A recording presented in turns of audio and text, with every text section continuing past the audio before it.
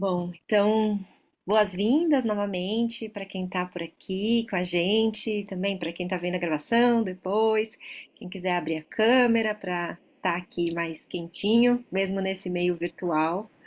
A gente está dentro da Semana do Poder Compartilhado, né, organizada pela Sociocracy for All, e eu estou aqui como anfitriã, recebendo duas pessoas, né, Rafa, muito querido, muito conhecido, muito amigo, e Ana estou conhecendo hoje e também querendo muito ouvir essa história junto com vocês. Então, vou pedir para eles começarem se apresentando. Ana, quer começar? Bom, obrigada pela oportunidade de. Vocês estão me ouvindo bem? Estão me ouvindo?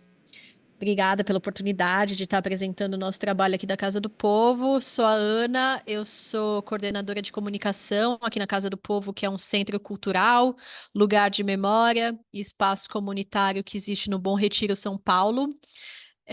A gente tem talvez um modelo um pouco inusitado de organização, que é o que eu vou compartilhar com vocês hoje, e eu acompanho esse processo de virada para a sociocracia desde 2017. Então, eu sou uma pessoa que acompanhou muito de perto e por isso eu estou aqui para compartilhar nossa experiência.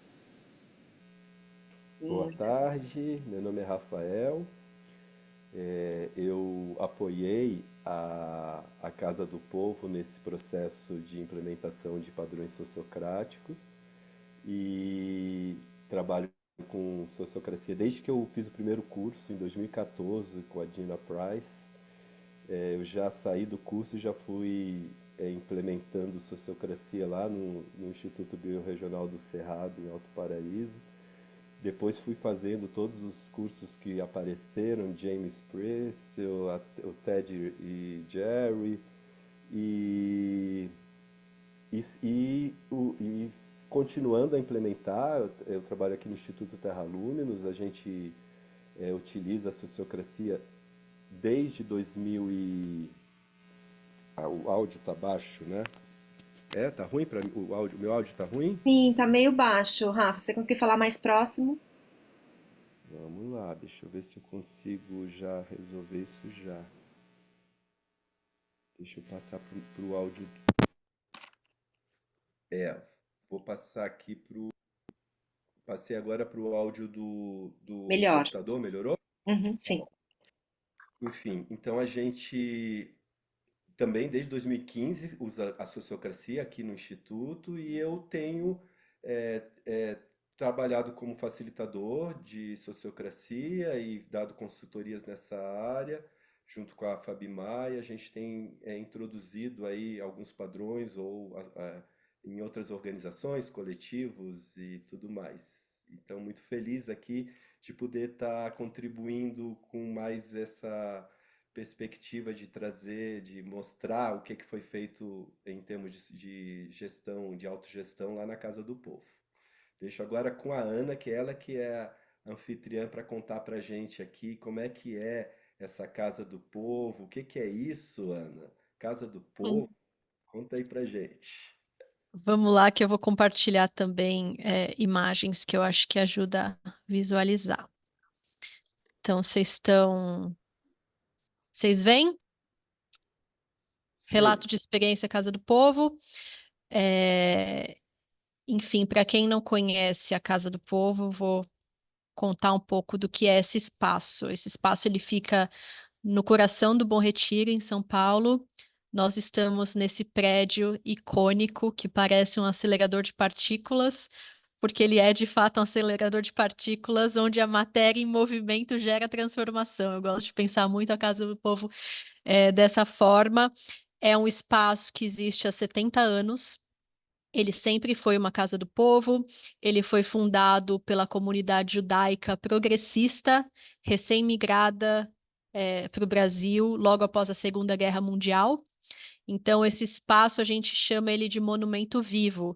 Essa comunidade, ao invés de criar um monumento para olhar um passado, criou um espaço aberto e vazio para ser preenchido por ações, para que a memória do que aconteceu no Holocausto não se repetisse e que ela fosse lembrada por meio da ação.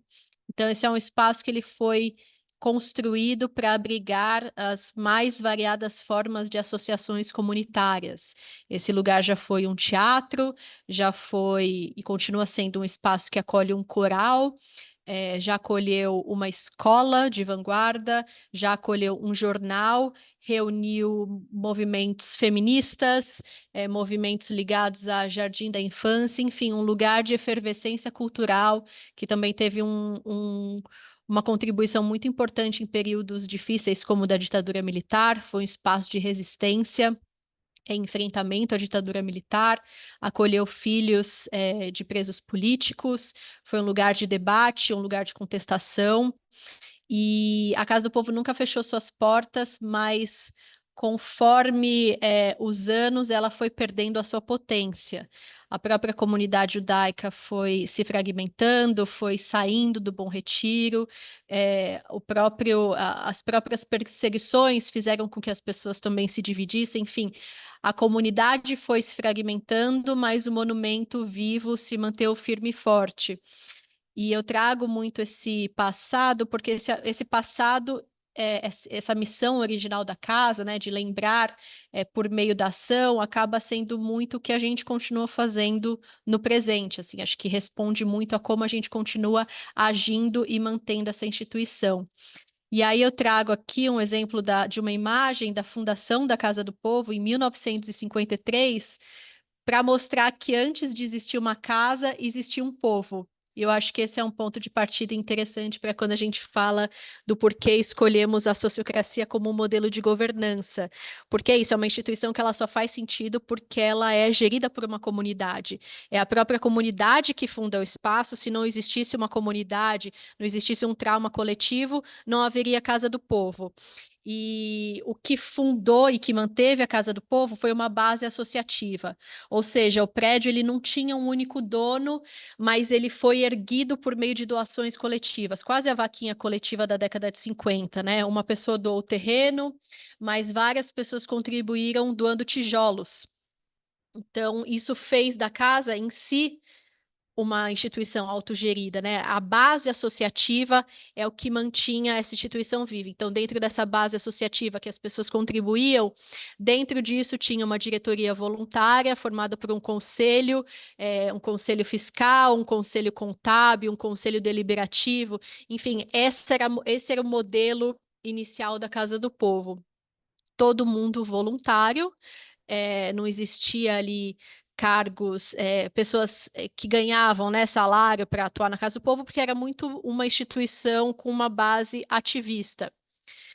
E aí a Casa do Povo foi perdendo essa efervescência, né? Ficou por alguns anos mais silenciosa, assim, por 30 anos ela foi perdendo ali sua força, e nos últimos 10 anos houve um movimento de retomada do projeto da Casa do Povo como instituição cultural, que é quando, por exemplo, eu sou uma das pessoas que entra, o projeto é muito encabeçado pelo Benjamin Serroussi, que é o diretor artístico, que chega em 2013, eu chego em 2014, ou seja, pessoas de um ponto de vista mais técnico começam a chegar na instituição para retomar um pouco esse projeto político e cultural da Casa do Povo como monumento vivo e centro cultural e lugar de memória.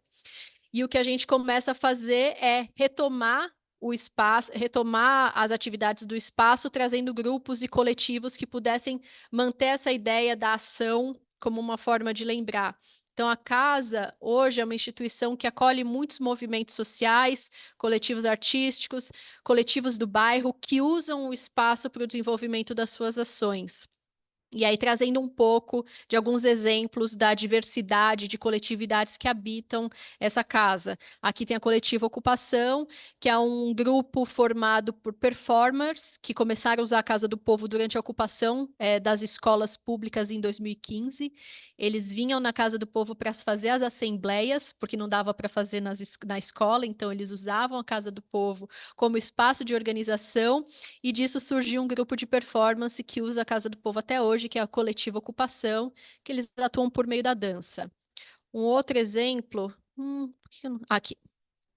Um outro exemplo é um coletivo de boxe antifascista que tem no terraço da Casa do Povo uma academia de esporte popular, oferecendo treinos regulares e com o dinheiro desses treinos eles fomentam a formação de jovens atletas da comunidade do Moinho, que é uma comunidade muito próxima aqui do Bom Retiro. E do outro lado a gente tem senhoras judias que vêm todas as segundas-feiras cantar em Yiddish, que é uma língua que a princípio não se fala mais, mas é a língua da resistência que mantém a Casa do Povo. Inclusive, esses livros aqui atrás de mim são livros em Yiddish, que é esse grupo, eles basicamente mantêm a memória viva por meio do canto, enquanto o grupo de boxe antifascista mantém essa memória antifascista por meio do esporte, da ação e da luta. Então, esses dois grupos, que a princípio eles não dialogam, eles convivem na Casa do Povo. Essa é um pouco a ideia que a gente fala das convivências improváveis desse acelerador de partículas, né? Porque por ser um espaço vazio e vinculado a uma memória, que a gente consegue ter grupos muito diversos, mas que todos eles estão conectados por uma mesma missão, que é uma missão política, né? Então, esses grupos eles acabam convivendo no dia a dia, né? Você na segunda-feira tá ouvindo o canto das senhoras e de repente desce um atleta para esquentar a marmita na cozinha, no mesmo lugar onde elas estão ensaiando. Então tem esse tipo de dinâmica, Casa do Povo. Um outro exemplo, que é um grupo mais ativista, que é a Cesta Aberta, que é uma frente de ação que atua no bairro para combater a insegurança alimentar no território, entendendo que o Bom Retiro é um bairro de muita vulnerabilidade social, muita insegurança alimentar, por ser um lugar que está muito próximo da Cracolândia, tem uma grande população de rua, mas também tem muitas pensões e cortiços, enfim, tem uma insegurança alimentar real, e esse grupo oferece marmitas, refeições para pessoas do bairro de forma gratuita. E eles usam a Casa do Povo, a cozinha da Casa do Povo, como base para essas ações. Então, isso assim, é trazendo um pouco alguns exemplos assim dessa comunidade diversa e para mostrar um pouco qual que é essa estrutura da casa, né? Como atua como um centro, um espaço de arte, acolhendo formas muito experimentais que talvez não tenham lugar em outras instituições de arte. Então, por exemplo, já existem muitos espaços para ter exposições. Então, a Casa do Povo tenta ser um espaço que acolhe um outro tipo de produção, mais voltada para o processo e não tanto para o resultado, entendendo que já existem outras instituições que dão conta disso. A Casa do Povo é um lugar de memória, ou seja, se não tivesse a memória do Holocausto, talvez essa instituição não existiria. Então, o trabalho de acervo é um trabalho muito importante para sempre manter essa memória viva. E do outro lado, a gente tem também uma ideia de centro comunitário, de como, se a Casa do Povo é uma instituição judaica que foi aberta, entendendo que o judeu era sempre visto como outro, como então a gente pode entender esse outro a partir de outras comunidades que habitam o nosso território. Então, a Casa do Povo ela tenta ser útil também como um espaço para outras comunidades que estão no território, seja a comunidade boliviana, coreana, mas também comunidade queer, a população em situação de vulnerabilidade social, enfim, como a Casa do Povo mantém sua relevância acompanhando as transformações do próprio Bom Retiro, que é um bairro super mutante e está sempre em transformação. Então, essa intersecção entre espaço de arte, comunidade e memória ajuda muito também a entender por que a sociocracia. Aí eu trago aqui por que a sociocracia, né? Por que escolhemos esse modelo? Então, veja bem, quando eu cheguei aqui, quando eu cheguei em 2014, mais ou menos, a gente tinha o começo de uma equipe técnica formada por 3 pessoas e a gente tinha um conselho vinculado a essa base associativa que era muito mais vinculada a essa memória da casa. Mas tinha um problema, a Casa do Povo estava sendo habitada por vários grupos e esses grupos não estavam participando ativamente das decisões que estavam sendo tomadas na instituição. Desde, precisamos fazer uma reforma na Casa do Povo de emergência, e quem era informado primeiro era a base associativa e não os grupos que realmente usavam a casa. Tinha ali um problema de comunicação, assim, de como as informações eram circuladas e a quem importava saber certas decisões. Começou a rolar uma tensão, assim. E uma outra tensão que surgiu, que a gente chama até de o dragão de duas cabeças. De um lado, tem uma equipe técnica tentando tocar o dia a dia de um centro cultural, né? Problemas de administração, zeladoria, o cano que entupiu, a quebra da fechadura. Só que muitas vezes esse conselho que estava ali de longe tentava interferir muito em decisões que eram muito cotidianas. Tinha ali uma fragmentação entre o que era de responsabilidade de um conselho e o que era de responsabilidade de uma equipe técnica. Parecia que havia uma tensão ali entre qual que é o papel de cada um nessa Casa do Povo? Será que o conselho não tem que olhar muito mais para as coisas macro e não tanto para o cotidiano? Então, a sociocracia ela surgiu a partir de muitas tensões que aconteciam nesse lugar da direção técnica e do conselho.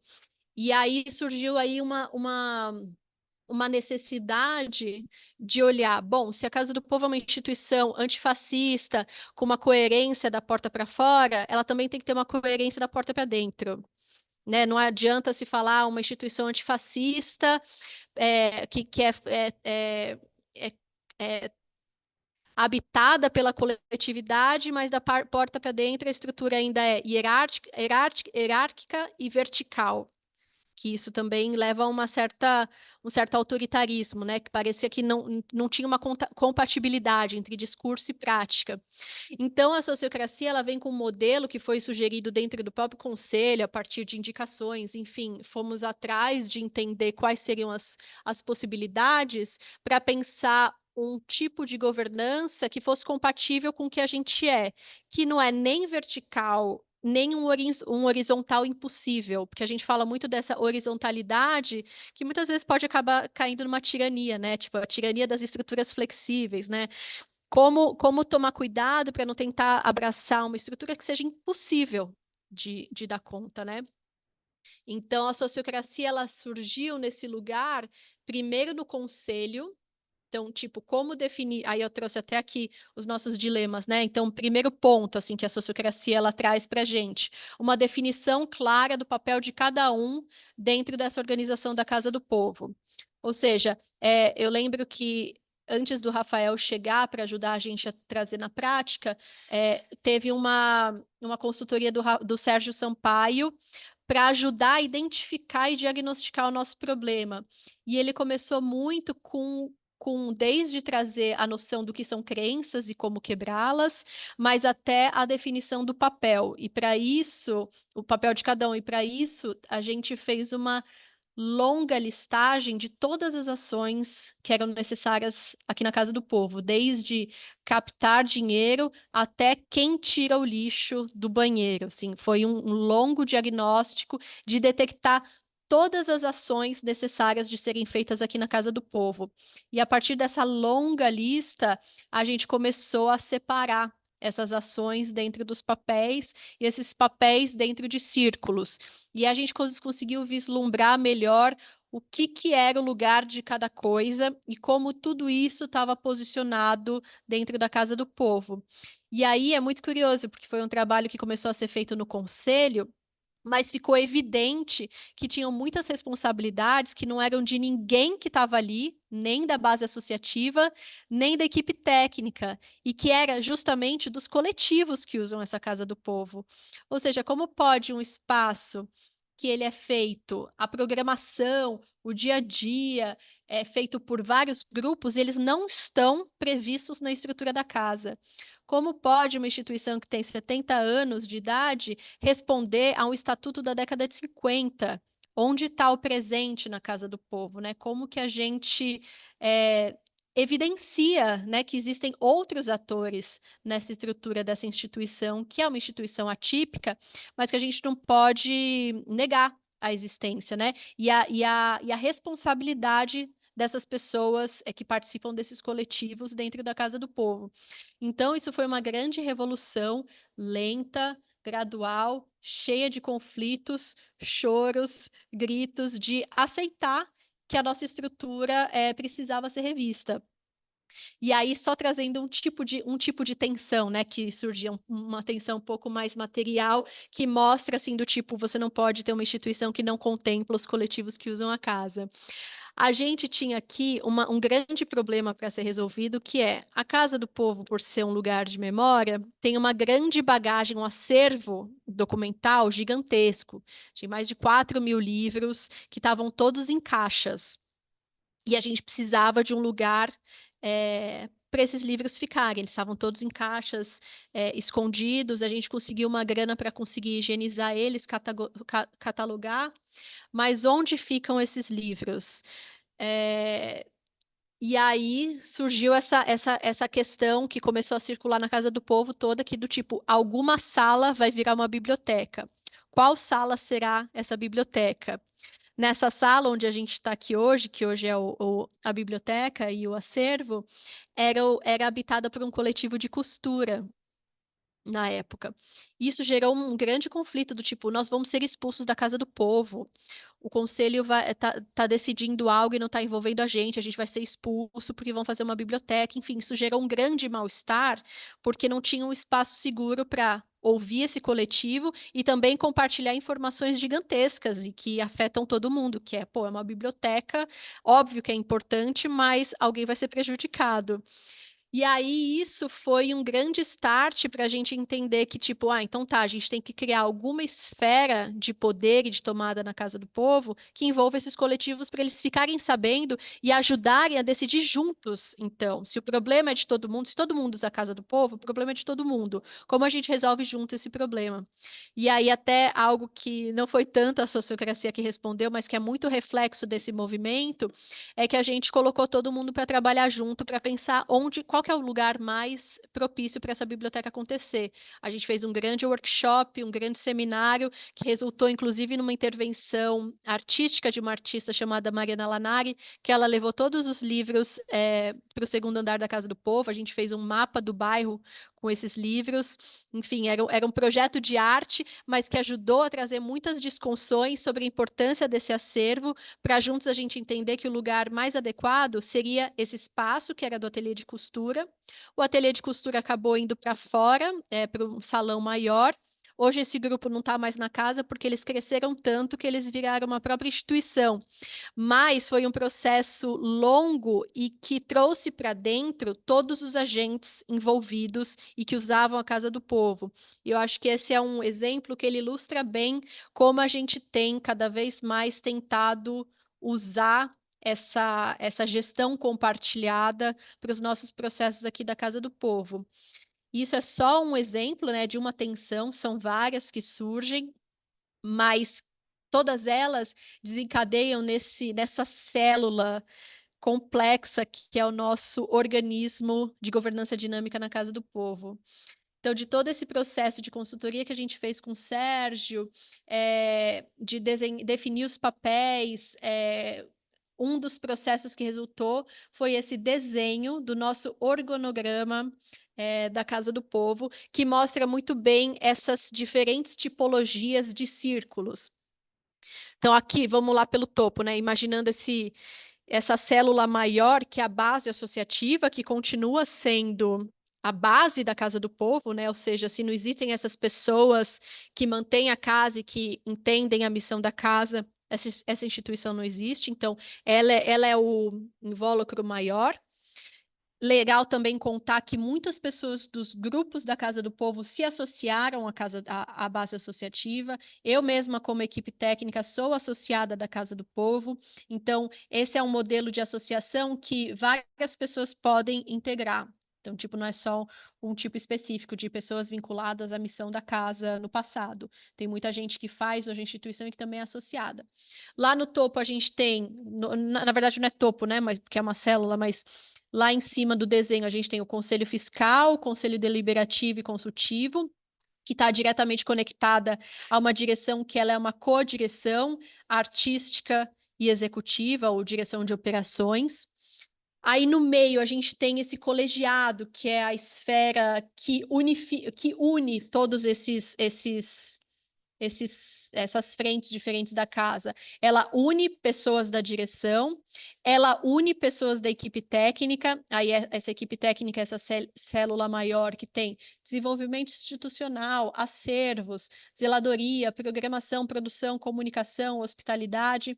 Então, eu, por exemplo, sou coordenadora do Círculo da Comunicação, mas eu também estou muito conectada com o Círculo da Hospitalidade, que é o receptivo da Casa do Povo e que cuida das mediações com o público. O colegiado, ele também reúne os coletivos em residência, então a gente tem mais de 20 grupos do povo da casa, que são esses exemplos de coletivos que eu mencionei, e a gente faz uma eleição sociocrática para eleger três. Então, três representantes desse povo da casa integram o colegiado, junto com duas pessoas da equipe técnica, uma pessoa da direção e uma pessoa vinculada à articulação comunitária, que é uma frente envolvida diretamente em ações do bairro, entendendo que para a Casa do Povo não ficar ensimesmada só na instituição, tem que ter um vínculo com o território. Então, a gente também tem uma representação vinculada ao bairro dentro desse colegiado. Então, eu, por exemplo, deixa eu ver. Eu, por exemplo, inaugurei o colegiado da casa participando como equipe técnica, junto com outros coletivos, e o Benjamin, que é a direção artística, e aí a gente conseguiu renovar, a gente conseguiu atualizar o corpo do colegiado, e agora são outras pessoas que estão tocando. Então, a gente já está na segunda geração desse colegiado, que faz esse vínculo com todas as esferas. É um super trabalho difícil, mas o que ele tem de interessante, assim, de diferencial, tentando simplificar um pouco mais esse desenho mirabolante, que até bota um meme, porque para algumas pessoas é super confuso, assim, de tipo, o que é isso? Mas eu juro que faz sentido o desenho. O que ele tem de diferente, assim, de interessante, talvez de inventivo, é que ele consegue conectar justamente, fazer essa fluidez entre o que é o trabalho da equipe técnica e dos grupos que usam a casa, né? Há uma sobreposição entre as duas, nessa tomada de decisões do cotidiano. E isso, o que isso faz na prática, né? Isso reflete uma corresponsabilização de todo mundo, né? Se você está aqui dentro da Casa do Povo oferecendo práticas de yoga, você tem que cuidar tanto do prédio quanto a pessoa da zeladoria. Porque é de interesse de todo mundo preservar a Casa do Povo. Se você está aqui para desenvolver uma prática, você também fecha as portas, você tem uma chave, você ajuda na limpeza, mas você também pode trazer soluções, por exemplo, de como captar dinheiro, ou de como fazer alianças que podem fortalecer a instituição. O que traz de legal a sociocracia para a gente é que todo mundo, de alguma forma, é protagonista na instituição, mas protagonista no lugar certo, né? Assim, não é todo mundo dando uma opinião sobre tudo, mas sabendo quais são os lugares, os espaços certos para fazer determinadas contribuições, né? Não adianta você, sei lá, a equipe está trabalhando e você vem falar, tive uma ideia de como a Casa do Povo pode captar milhões para fazer um elevador, enquanto está todo mundo na cozinha, né? Tipo, tem um lugar certo para você trazer isso, que são as assembleias do povo da casa, e dentro dessas assembleias do povo da casa, a gente coleta o que está pulsando mais para processar dentro do colegiado. Então, existem etapas para a gente trazer assuntos importantes para casa, existem etapas e metodologias para processar ideias, tensões, é, e outras coisas por vir.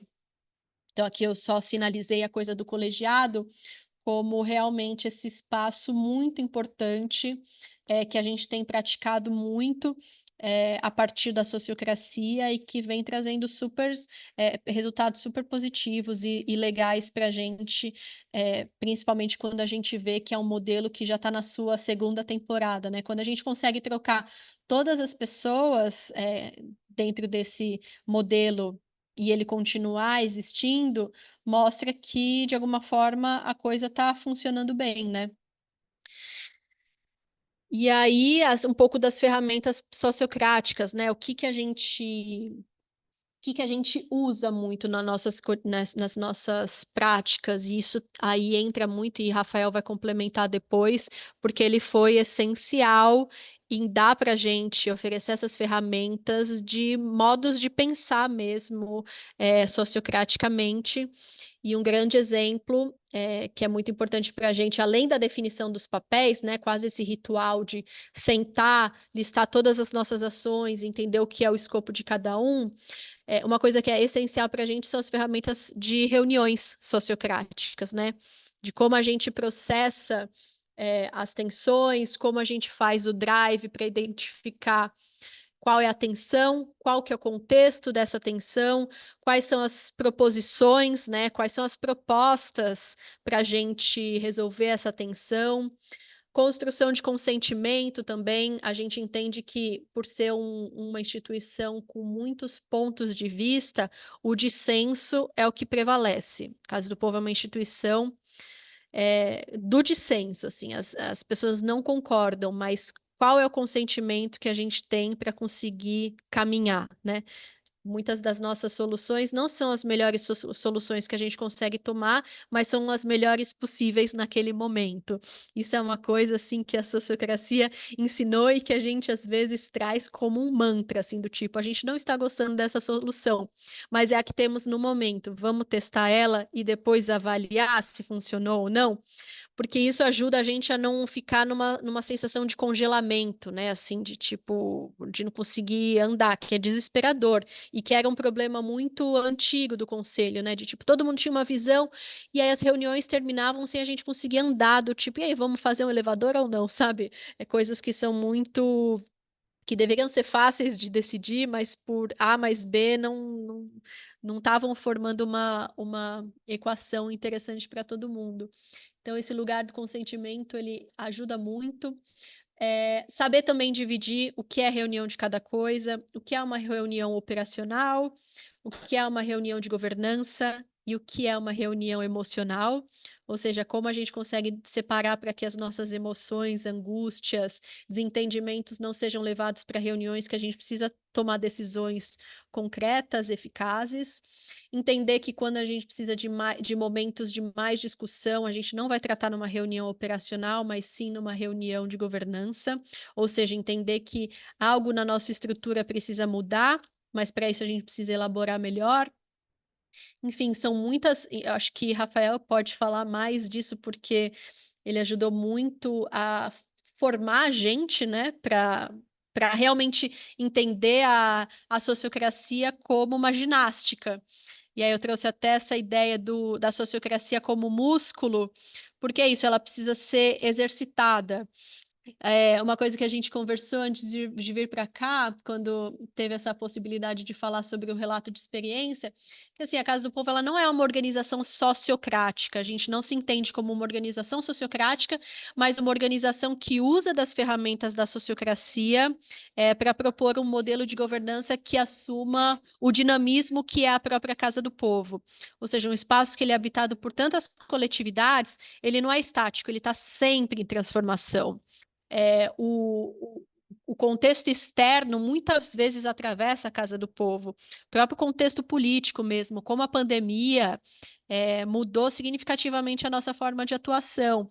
Mas como a gente pode responder com eficácia ao contexto que a gente está vivendo, né? Uma instituição política como a Casa do Povo, ativista, ela precisa estar preparada, né, para as adversidades. Então, a sociocracia, ela ajuda muito a responder aos contextos de forma dinâmica, sem se estagnar, sem se engessar, consentindo.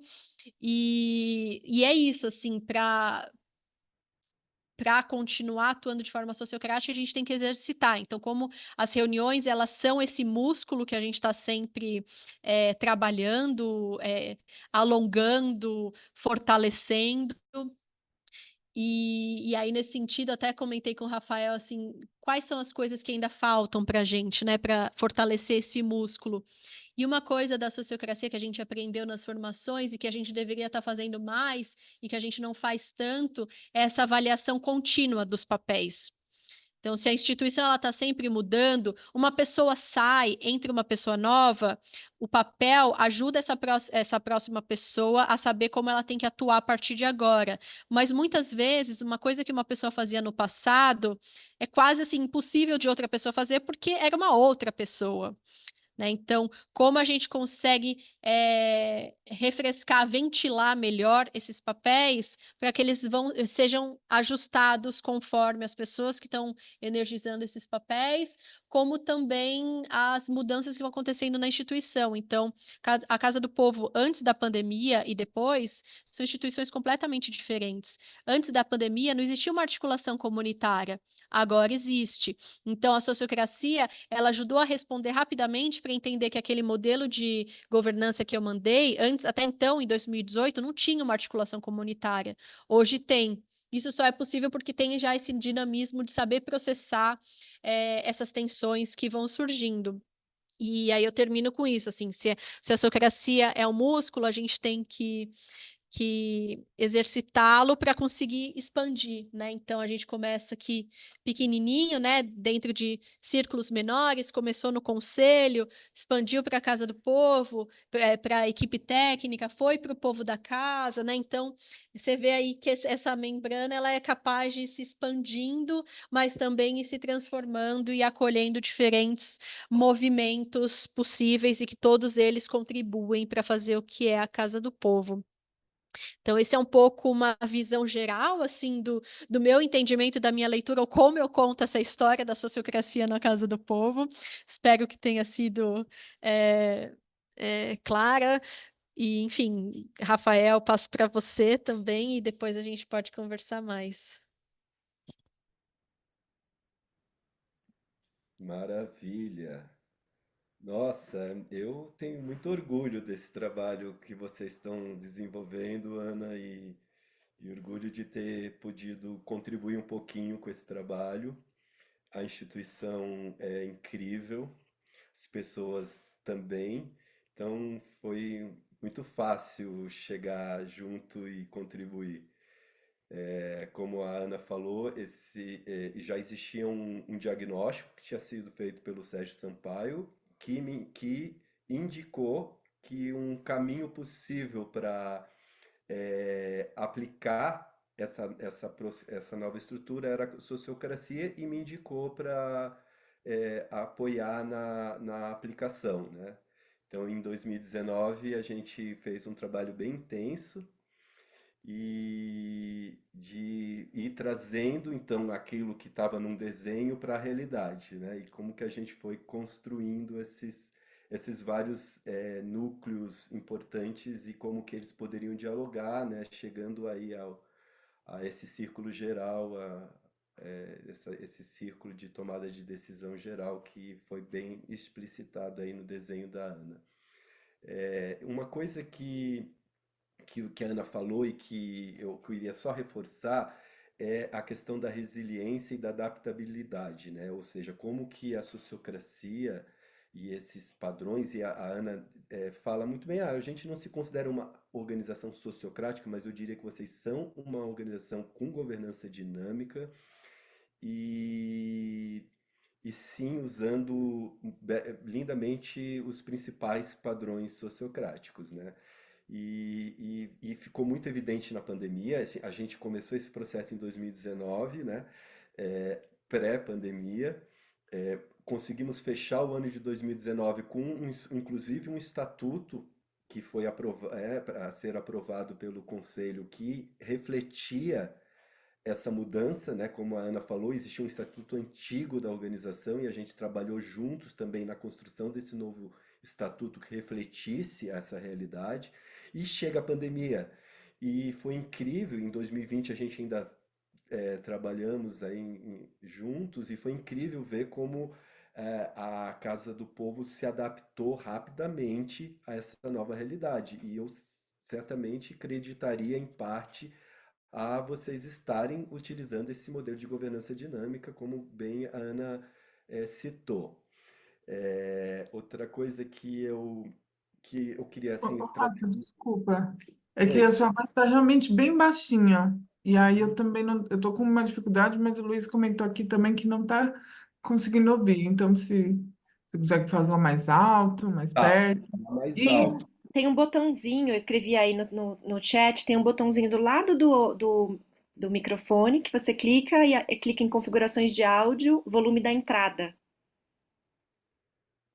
Ah, é verdade, meu volume da entrada está bem baixinho. Agora ficou bom? Grato. Mas então, é aí o que eu estava trazendo. Ah, sim. Para trazer um pouco também de um exemplo de como que a implementação se deu, né? Que eu acho que pode ser um elemento interessante dessa conversa. Que, assim, uma escolha que eu fiz no início foi: a gente não vai fazer uma oficina de sociocracia. A gente vai implementar e eu vou trazendo os conceitos e os elementos à medida que a gente for praticando. Então foi uma tentativa que eu fiz, foi a primeira vez que eu tinha testado dessa forma e eu gosto muito de como que ela os efeitos que ela produziu, né, Ana? Porque eu ia trazendo os elementos, a gente ia discutindo as tensões e eu fazia umas pausas, né? Onde a gente, então, isso aqui, gente, é isso. Depois que a gente testava, agora eu queria explicar para vocês o que que a gente fez. Então foi bacana, porque eu vejo que funcionou, a equipe se apropriou muito bem da ferramenta, e a gente só foi fazer uma oficina completa de sociocracia em 2023, em novembro do ano passado, que a gente resolveu fazer uma reciclagem porque muitas pessoas tinham entrado, e especialmente nos coletivos que tinham mudado, então tínhamos esse grupo que a gente chama de povo da casa, com novos coletivos, e aí a gente fez uma oficina bem clássica, apresentando todos os padrões e tal. Então, assim, a casa já operava com esses padrões desde 2019. E muito bem, como a Ana trouxe agora, com conceitos muito claros. Então foi algo que eu gostaria de trazer que foi interessante na forma de aplicação, que foi ir trazendo os conceitos à medida que a gente fosse encontrando as tensões e precisando cuidar delas. Enfim, é isso. Fica aí, eu acho que agora, se alguém tiver vontade de tirar alguma dúvida e tal.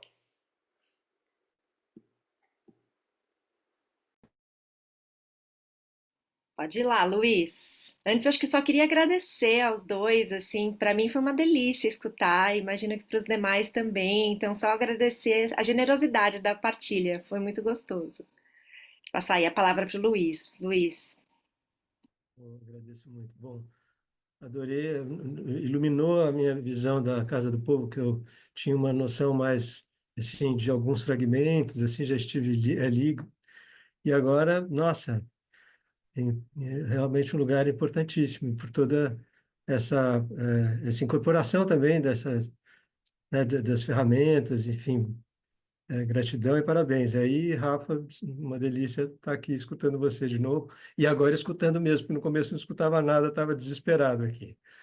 Enfim, e daí eu fiquei curioso, Ana, que eu também estou numa associação, né, que também está numa crise, você contando desse momento difícil, quando vocês começaram a jogar as redes, né, buscando entender o que estava acontecendo e como é que a gente, que tipo de modelo poderia ser.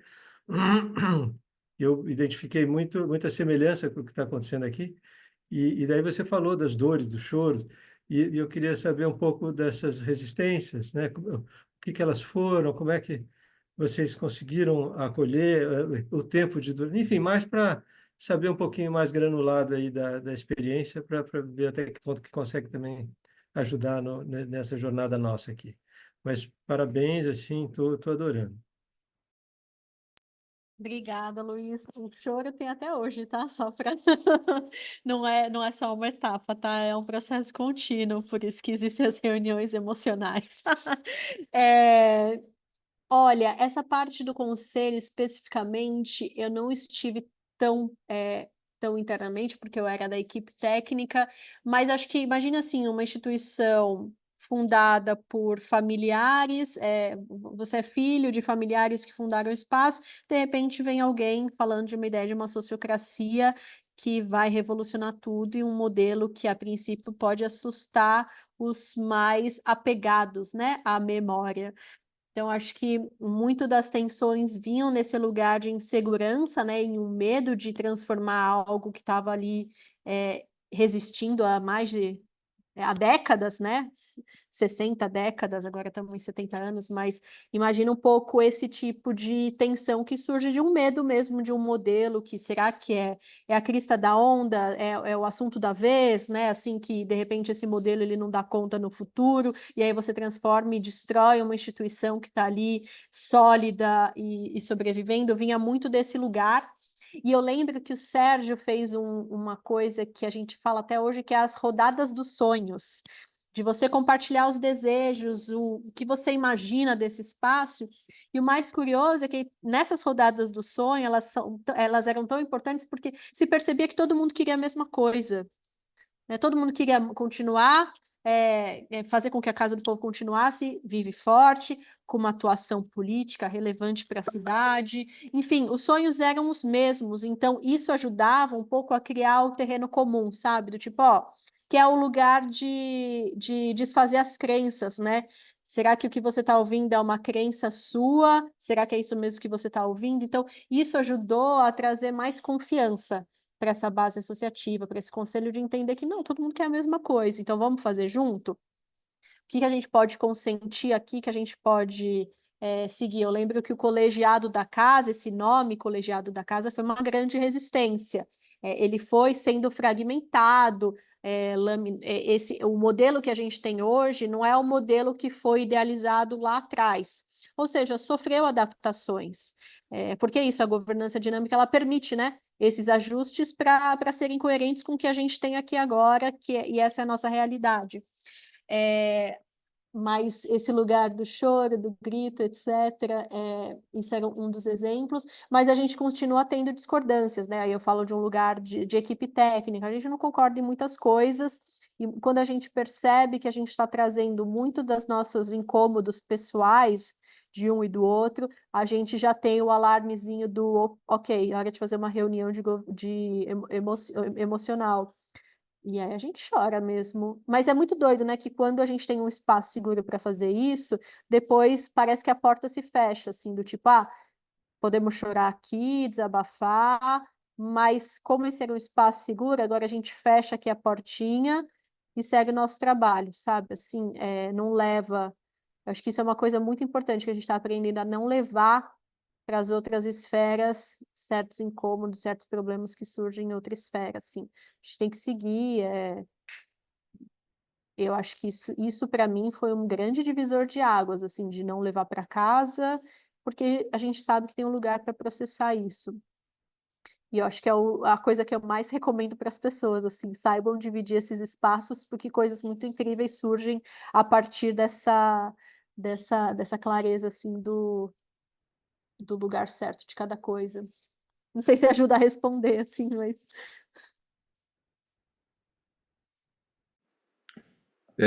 Só complementando com relação a essa tensão, né, de trazer um modelo que era disruptivo, né, para uma estrutura que tinha essa história toda.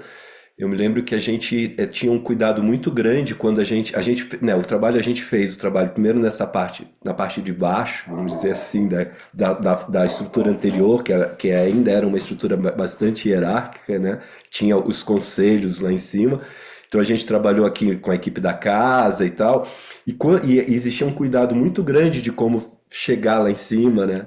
Mas inclusive assim, não usar o termo específico, a gente não está transformando numa estrutura sociocrática, estamos trazendo elementos que vão facilitar, quer dizer, tinha também uma forma de fazer com que essas pessoas pudessem compreender e elas foram se sentindo seguras com o que elas foram vendo como resultado, né, Ana? Então, o resultado foi sendo a melhor forma de mostrar que o que estava sendo feito estava funcionando e aos poucos foram relaxando nesse processo, comprando a ideia, né? Até que chegou-se a uma alteração estatutária, que quem faz isso efetivamente era aquele grupo, né? Quem era os responsáveis era aquele grupo que estava antes lá em cima, que começou a entender que ele era só mais um elemento desse grande círculo, dessa grande estrutura que, como a Ana muito bem falou, né? E aí, Verena?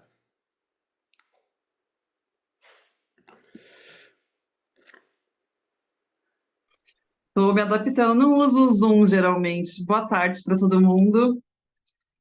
Cheguei atrasada, lastimavelmente aqui na correria da escola das crianças, mas Rafa, queria muito te escutar. Não sei se vai ficar gravado, acho que sim, né? Aí se depois a gente puder escutar, vai ser maravilhoso. Bom, a minha curiosidade é entender como eu venho estudando, assim, né? A sociocracia, eu leio, eu pesquiso, tento utilizá-la nas minhas ações. Eu trabalho com planejamento estratégico, o Rafa conhece um pouquinho do trabalho. E aí, Rafa, eu estou agora com umas associações indígenas, né? Se formando, e eu estou nesse processo de mentoria. E eu não quero dizer assim, né? Olha, vamos ser sociocráticos. Porém, é o que eu desejo, né? Que a gente consiga cada vez mais ser sociocráticos em todos os tipos e formatos de associações. E aí queria perguntar para você, como que você acha, você já conhecendo um pouco do que eu faço, né? Que é esse olhar, carregar um pouco desse olhar estratégico e tal, como você imagina que eu posso, principalmente com relação à governança, trazer a sociocracia de uma forma suave, sabe? Que ela venha permeando, né? Que esses indígenas possam abraçá-la, porque apesar da gente ter esse romantismo, né? Ah, mas será que toda a população indígena já não é sociocrática? Não, não é. Às vezes muito pouco, inclusive.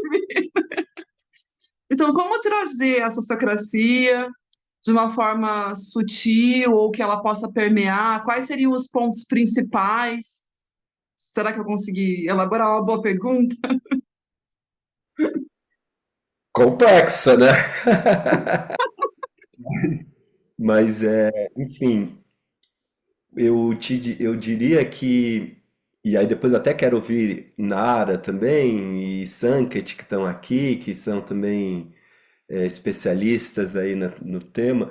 Eu diria que o caminho é sempre você escolher alguns padrões para começar a trabalhar, né? No caso que você não, né? Pensar o que que é mais importante aí. Talvez seja dar mais escuta e poder elaborar de uma forma mais cooperada, coletiva, as questões, tirando um pouco dessa hierarquia que talvez seja um aspecto que você identifique forte nesses coletivos, né? E a gente conhece um pouquinho das estruturas hoje que estão vigentes aí nos coletivos indígenas e sabe que tem uma certa hierarquia que passa, inclusive, também por um respeito às posições que estão colocadas dentro desse grupo social, né? Mas como você pode abrir espaço para que haja mais escuta e construções coletivas? E aí existem padrões, existem caminhos que a gente não vai ter condições de entrar aqui exatamente, mas que ajudam muito nisso, né? De ampliar, talvez criando uma dinâmica nos encontros em que haja um espaço seguro para que cada um possa expressar a sua voz, e a partir desse espaço seguro você ir coletando essas diversas falas e apresentando-as num formato de propostas, de forma que você possa ter mais uma dinâmica que seja mais plural do que às vezes acontecem em coletivos de terem as vozes muito fortes, que se expressam de uma forma mais forte e por estarem com algum poder, né, mais estrutural maior, acabam sendo as vozes que são consideradas. E o que a gente quer aqui, mais do que, né, vamos ser sociocráticos, mas no mínimo é ativar a inteligência coletiva, porque a gente sabe que quando a gente faz isso, a gente tem coisas muito boas que acontecem, e é isso que as pessoas precisam perceber na pele, quando elas estão experimentando algo que, opa, mas essa proposta ninguém tinha pensado. Opa, mas isso é que. E aí, quando isso acontece, é que você começa a ter um espaço para poder entrar mais profundamente nisso, né? Na introdução de outros padrões. Então, me parece que primeiro o mosquitinho aí, né, que precisa ser, que as pessoas têm que ser picadas, esse mosquitinho de perceber na pele que ao dar um pouco mais de espaço de escuta para os demais e poder realmente construir coletivamente algo, o que vai nascer é melhor do que o que tinha antes. Enfim, é algo que eu imagino que seja um bom caminho para iniciar esse processo. Quero escutar aí outras vozes. Sim, quero falar também nesse tema. Eu, É, Nara, Oi. eu vou precisar sair às 2 em ponto. Eu posso Ah, pode, vai para ver voltar você. aqui? Que vai ser rapidinho, assim. Eu acho que eu somaria, né? Somaria que o Rafa trouxe, que ele já é muito bom. De que eu gosto de começar assim por o que dá uma resposta rápida, assim, que a gente chama ali de quick wins, assim, né? O que a gente consegue fazer a pessoa experimentar o processo como um todo de forma rápida. Então, às vezes, um pedaço, um projetinho assim menor, né? Algo que também não seja muito desafiador, porque senão pode embaralhar, e aí a complexidade desse projeto vai ficar misturado com a sociocracia. Mas se você vê alguma oportunidade onde a pessoa possa experimentar um novo modo de fazer, e já experimentar os benefícios desse novo modo de fazer de forma rápida, eu aconselharia que é uma boa forma de começar, né? Acho que só isso que eu queria agregar aqui. E, gente, vamos despedindo. Obrigada aí mais uma vez. Prazerzaço conhecer vocês. A gente se vê na próxima live. Obrigada, Sanket. Vou tentar complementar aqui também, agregando mais camadas, né? Concordo com tudo que meus colegas me disseram. Eu tenho vivenciado, né, essa cultura dentro de aldeia, inclusive eu vou para uma aldeia tupi-guarani agora no final de semana, né, tenho convivido, e eu tive contato, e tenho ainda, né, contato com o povo Runiquim, e eu fiz, inclusive, 2 anos atrás, uma palestra no Teal Around the World, que é uma conferência, né, sobre esse movimento das organizações Teal, falando justamente sobre o que eu observei em termos de governança dentro da cultura indígena, né, que eu fui visitar lá no povo Uniquim. E eu acho que talvez, assim, o que eu gostaria de colocar aqui é esse olhar para o que já existe, né? Então, tanto do ponto de vista hierárquico, que eu vejo que existe, mas que é de um lugar diferente, né? Então, perceber que seja, né, um cacique, um pajé ou qualquer outra centralização de poder que para nós seria entendido como, né, o chefe, muitas vezes nessas culturas funciona de uma forma diferente. Né? Então tem uma senioridade, tem honra, tem respeito e não necessariamente tem uma concentração de poder de decisão. Então é importante entender isso, né? Olhar para a comunidade e entender o poder de decisão está concentrado e isso precisa ser distribuído, ou não, essa figura aqui ela representa algo como se fosse um papel. Né? E lá na aldeia Roniquim, no Acre, tinha muito isso, assim, né? Tinham os papéis e que tinham contornos já bem definidos, né? Muito interessante como eles já usavam essa distribuição de poder, né? Então tinha a liderança feminina, tinha a liderança de quem cuidava da parte de saúde, higiene, porque foram surgindo necessidades, né? Então eu acho que eu começaria olhando para o que já tem, o que já existe e o que é da tradição, tentando entender se isso é algo que é importante de ser preservado ou se é algo que está de alguma forma que já está gerando de alguma forma uma tensão.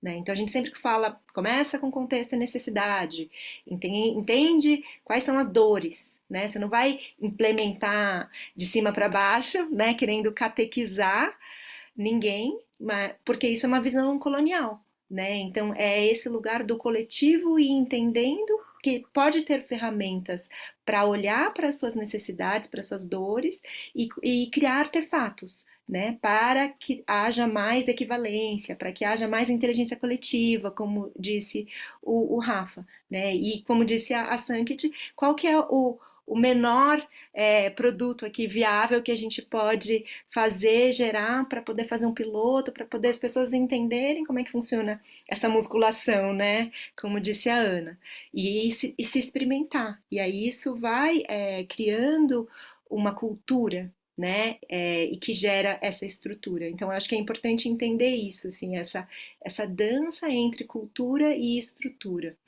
Enfim, poderia ficar falando horas aqui, mas a gente já estourou o prazo. Só queria devolver para a Verena antes da gente seguir.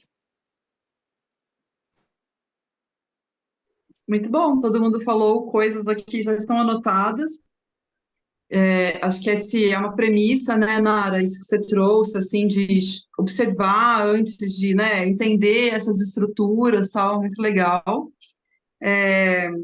A pergunta também, né, se perguntar nessa observação se o poder de decisão está concentrado, né, achei formidável essa pergunta. Primeiro, avalie, né, como é que está essa distribuição de poder e gostei também dessa fala do criar artefatos, né? Qual é o menor produto viável? Adorei. Me ajudaram demais. Então, anotei as falas do Rafa, tal, perfeito. Me ajudou muito. É isso, é sempre na sutileza, né? Eu tenho uma dificuldade danada com a sutileza, né? Então, para mim, escutar de volta, né? Qual é o menor produto, Verena? Porque eu já vou logo para o macro, né? Qual é o pequenininho? Foi ótimo. É um jeito menos angustiante, né? Vai no menor. Bom também. Obrigada, gente. Ai, que bom, Verena, que legal. Gente, esgotamos nosso tempo, mas se alguém quiser trazer mais alguma fala, alguma pergunta, estamos por aqui. Não, acho que estamos satisfeitos. Então, vou convidar, hoje à noite eu vou fazer uma fala sobre autonomia com responsabilidade, né, dentro daqui da Semana do Poder Compartilhado, também vai ser nessa mesma sala, hoje às 8, então quem quiser, super convidado também para vir. E tem mais programação também, né, sigam lá também no site, até sexta-feira a gente vai ter um encerramento também, a 1 hora da tarde, que vai ser um encerramento que vai ser em inglês, com traduções, e está sendo muito, para mim, muito bom ter vocês, ter essa participação, né, ao longo da semana, e espero que vocês também estejam recebendo, né, estejam gostando dessas trocas. Então é isso, ficamos por aqui. Rafa quer dar um tchauzinho, Ana quer dar um tchauzinho? Deixo o meu tchauzinho dizendo que estou muito feliz de ver esse movimento acontecendo. Parabéns, Nara, todos os envolvidos. E agradecendo muito aqui a Ana ter topado compartilhar essa experiência tão linda e que me gratifica muito. Valeu demais. Também agradeço muito essa possibilidade. A gente não fala muito sobre esse nosso processo e que bom que a gente pôde falar aqui num espaço perfeito para isso, assim, ajuda a gente a processar também. Agradeço. Tchau, tchau. Maravilha, gente. Abram os microfones para falar um tchau gostoso. Tchau, Tchau! tchau. Tchau, gente. A todos. Bom Valeu, almoço. valeu, Verena. Tchau, tchau, gente. Valeu, Nara, Tchau, Ana. valeu, gente.